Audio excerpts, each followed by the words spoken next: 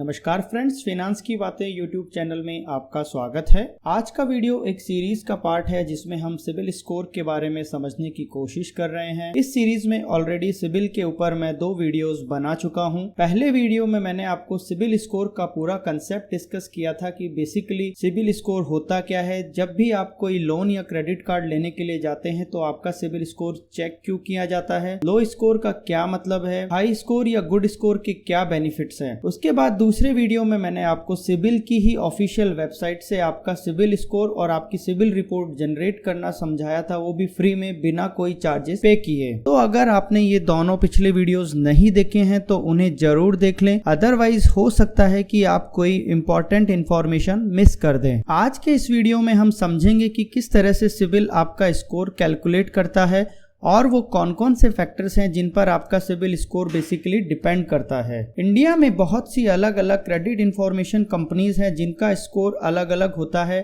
जैसे CIBIL, Equifax, Experian credit information और CRIF. ये सभी कंपनीज अपना अपना एल्गोरिदम यानी कि फॉर्मूला यूज करती हैं और किसी भी पर्सन का क्रेडिट स्कोर कैलकुलेट करती है जो कि उस पर्सन की क्रेडिट हिस्ट्री पर डिपेंड करता है। सिबिल एजेंसी जो है वो पूरा फॉर्मूला कभी भी आपको शेयर नहीं करती है, अपना एल्गोरिदम नहीं बताती है, क्योंकि वो इनका पर्सनल एल्गोरिदम है। ये आपकी प्रोफाइल को चेक करती है और उसके आधार पर आपको स्कोरिंग पॉइंट्स अलॉट करती है। लेकिन सिबिल ने वो 5 फैक्टर्स बताए हैं जिनके बिहाफ पे सिबिल आपका स्कोर कैलकुलेट करता है। तो वीडियो में आप वो 5 फैक्टर्स देखेंगे और समझेंगे कि उनकी इंडिविजुअल वेटेज कितनी है और इन फैक्टर्स के हिसाब से किस तरह से आप अपना सिबिल स्कोर मेंटेन कर सकते हैं या इम्प्रूव कर सकते हैं। तो वीडियो को शुरू से लास्ट तक पूरा देखें और समझें, नहीं तो आप कोई भी इंपॉर्टेंट पॉइंट मिस कर सकते हैं। साथ ही वीडियो को लाइक और शेयर करें और चैनल को सब्सक्राइब करें। ऑलराइट, तो चलिए समझते हैं सिबिल स्कोर की कैलकुलेशन को। जैसा कि पिछले वीडियो में मैंने बताया था कि सिबिल स्कोर 300 से 900 के बीच वेरी करता है और इसी के बीच में कहीं आपको स्कोर अलॉट होता है। इस स्केल पर 300 को सबसे लो स्कोर माना जाता है और 900 को सबसे हाईएस्ट स्कोर माना गया है। देखिए, बेसिकली सिबिल स्कोर किसी भी व्यक्ति के लोन में डिफॉल्ट होने की फ्यूचर की एक संभावना यानी प्रोबेबिलिटी को बताता है। मतलब कि अगर पर्सन का स्कोर 300 या 300 के आसपास 350 तक आता है तो इसका मतलब है कि उसके लोन्स में डिफॉल्ट होने की संभावना बहुत ज्यादा है। वहीं दूसरी तरफ अगर उस पर्सन का स्कोर 800 से 900 के आसपास है तो उसके लोन्स में डिफॉल्ट होने की संभावना बहुत कम है, क्योंकि ये पर्सन अपने सभी लोन्स और क्रेडिट कार्ड्स टाइम पर पे कर रहा है। अब आपके दिमाग में एक क्वेश्चन आ रहा होगा कि अगर किसी का स्कोर 900 ही आता है मतलब वो कभी डिफॉल्ट ही नहीं करेगा, लेकिन ऐसा नहीं है, क्योंकि फाइनेंशियली फ्यूचर में उस व्यक्ति के साथ क्या होगा वो सिबिल भी नहीं बता सकता है। तो सिबिल बेसिकली केवल उसके डिफॉल्ट होने की एक संभावना को बता रहा है जो कि कम या ज्यादा हो सकती है। तो अब हम देखेंगे कि वो कौन कौन से फैक्टर्स हैं जो सिबिल के द्वारा यूज लिए जाते हैं आपका स्कोर जनरेट करने के लिए। इससे पहले मैं आपको बता दूं कि अगर आपका स्कोर 750 प्लस है तो ये एक बहुत ही अच्छा स्कोर माना जाता है। 80% लोन जो कि बैंक सैंक्शन करते हैं 50 प्लस वाले स्कोर के लोगों को डिसबर्स किए जाते हैं। तो यहाँ पर आपको ये ध्यान देना होगा कि अगर आपका स्कोर 750 से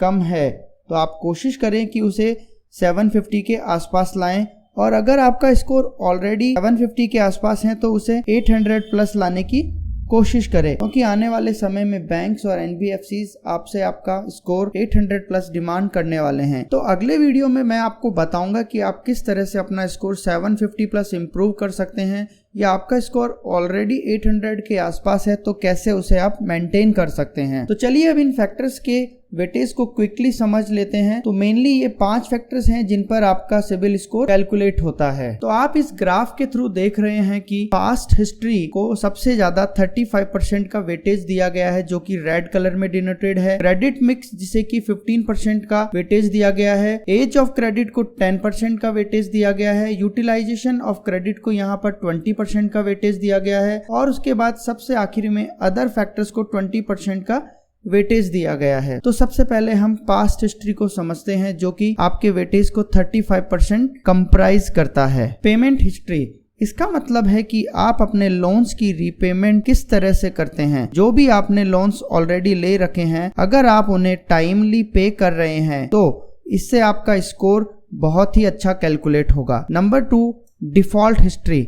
अगर आपने अपने किसी पुराने एग्जिस्टिंग लोन या क्रेडिट कार्ड के रिपेमेंट्स डिफॉल्ट किए हैं, मतलब कि जमा नहीं किए हैं, तो इवन एक सिंगल डिफॉल्ट भी आपका क्रेडिट स्कोर डाउन कर सकता है। तो कोशिश कीजिए कि आप किसी भी लोन में डिफॉल्ट ना हो, और अगर आपको कोई फाइनेंशियल इमरजेंसी भी आ जाती है और उस महीने में रिपे करने के लिए आपके पास पैसे नहीं हैं, तो आप बैंक को इन्फॉर्म कर कम से कम जो आपका मिनिमम ड्यू है उसे आप पे कर दें। इससे होगा क्या कि आपका डिफॉल्ट काउंट नहीं होगा, पर आपका लोन अकाउंट ओवरड्यू जरूर रहेगा, जिसे आप नेक्स्ट मंथ की इंस्टॉलमेंट के साथ एडिशनली पे कर सकते हैं। तो आप समझते हैं क्रेडिट मिक्स को, जो कि आपके वेटेज को 15% कंप्राइज करता है। क्रेडिट मिक्स आपके सिक्योर्ड और अनसिक्योर्ड लोन्स का एक बास्केट है। इसका मतलब है कि आपने किस तरह के लोन्स ले रखे हैं। अगर आपने सिक्योर्ड और अनसिक्योर्ड दोनों ही तरह के लोन्स ले रखे हैं तो ये एक अच्छा क्रेडिट मिक्स माना जाता है। इसके बाद हम बात करते हैं सिक्योर्ड लोन्स, मतलब कि ऐसे लोन्स जिनको लेने के लिए आपने बैंक को कोई सिक्योरिटी गिरवी रख रखी है, जैसे हाउसिंग लोन और व्हीकल लोन। इन दोनों ही लोन्स में आप अपना मकान या गाड़ी बैंक के पास गिरवी रखते हैं। जबकि अनसिक्योर्ड लोन्स, जिनमें आप बैंक को कोई भी सिक्योरिटी के रूप में गिरवी नहीं रखते हैं, जैसे कि पर्सनल लोन्स और क्रेडिट कार्ड्स। तो आपका स्कोर कैलकुलेट करने में क्रेडिट मिक्स की एक बहुत बड़ी इंपॉर्टेंस है। अगर आपके पास सिक्योर और अनसिक्योर्ड दोनों ही लोन्स है, मतलब कि आपके पास बैंक को सिक्योरिटी रखने के लिए प्रॉपर्टी, लैंड या व्हीकल है, तो आपका स्कोर कैलकुलेशन ठीक होगा।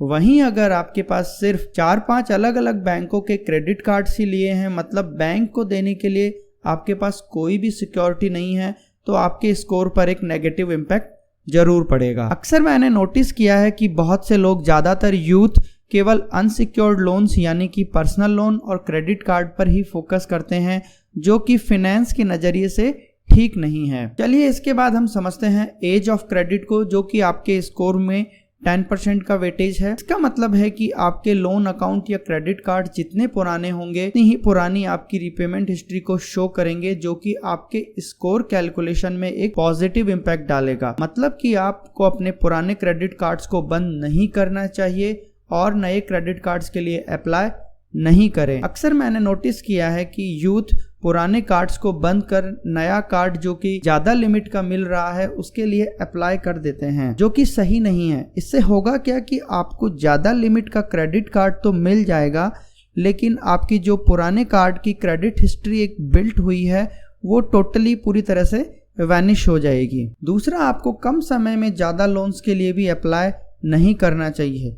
अगर मान लीजिए आप 5 से 6 महीने में ही 3-4 लोन्स के लिए अप्लाई करते हैं, तो ये आपकी क्रेडिट हंग्री या नीड को शो करता है बैंक्स के लिए, जो कि आपके स्कोर पर एक नेगेटिव इम्पैक्ट डालता है। इसके बाद जो सबसे इम्पॉर्टेंट फैक्टर है वो है यूटिलाइजेशन ऑफ क्रेडिट, जिसे आपके स्कोर कैलकुलेशन में 20% का वेटेज दिया गया है। इसका मतलब है कि percentage of credit limits use. मान लीजिए कि आपको बैंक ने 50,000 रुपीज की क्रेडिट लिमिट दी है और आप उसमें से हर महीने 40 to 45,000 खर्च कर देते हैं, तो इसका एक नेगेटिव इम्पैक्ट होता है। मतलब कि आप अपने लिमिट के हिसाब से जितना ज़्यादा क्रेडिट यूज करेंगे उसका उतना ही नेगेटिव इम्पैक्ट पड़ेगा। High usages of credit card and loans compare to income. अगर आप अपने इनकम के कंपैरिजन में आपके क्रेडिट कार्ड्स और लोन्स ज़्यादा अवेल करेंगे तो आपका स्कोर नेगेटिव होगा, क्योंकि अगर आपकी इनकम ऑलरेडी कम है और लोन्स के रिपेमेंट ज़्यादा हैं तो आप उस डेप्ट को रिपे कैसे करेंगे, और ऐसे में आपके डिफ़ॉल्ट होने के चांसेस बढ़ जाते हैं। तो इस फैक्टर से आपका स्कोर डायरेक्टली अफेक्टेड है, जो कि आपके स्कोर को कहीं ना कहीं कम करता है। इसके बाद लास्ट में अदर फैक्टर्स आते हैं, जो कि टोटली 20% को कंप्राइज करते हैं। सिबिल कंप्लीटली इन्हें कभी भी डिस्क्लोज नहीं करता है, पर उनमें से एक इम्पॉर्टेंट फैक्टर है जो कि नंबर ऑफ क्रेडिट इंक्वायरीज है, यानी कि पिछले कुछ सालों में आपने बैंक से लोन्स या क्रेडिट कार्ड के लिए कितनी बार अप्लाई किया है। जब भी आप किसी लोन या क्रेडिट कार्ड के लिए बैंक को अप्लाई करेंगे तो बैंक सिबिल से आपका सिबिल स्कोर डिमांड करेगा, तो वो एक तरह का सिबिल के पास आपका रिकॉर्ड क्रिएट हो जाता है। और अगर कम समय के अंदर आप बहुत ज़्यादा इंक्वायरीज करते हैं तो इसका भी एक बहुत बड़ा नेगेटिव इम्पैक्ट आपके स्कोर पर आता है। तो इस तरह से ये 5 मेजर फैक्टर्स हैं जो आपके सिबिल स्कोर की कैलकुलेशन को डायरेक्टली और इनडायरेक्टली अफेक्ट करते हैं। सबसे ज़्यादा इम्पॉर्टेंट है आपकी पास्ट रीपेमेंट हिस्ट्री और डिफ़ॉल्ट हिस्ट्री, जो कि आपके स्कोर को बहुत ज़्यादा इफ़ेक्ट करती है। तो अगले वीडियो में आप देखेंगे कि आप कैसे अपने क्रेडिट स्कोर को इम्प्रूव कर सकते हैं और भी अलग अलग फैक्टर्स को समझेंगे, और अगर आपका स्कोर ऑलरेडी ठीक है तो उसे आप कैसे मेंटेन रख सकते हैं। तो आज का वीडियो यहीं स्टॉप करते हैं। उम्मीद करता हूं कि ये वीडियो आपको इंटरेस्टिंग लगा होगा और काफ़ी हद तक समझ आया होगा।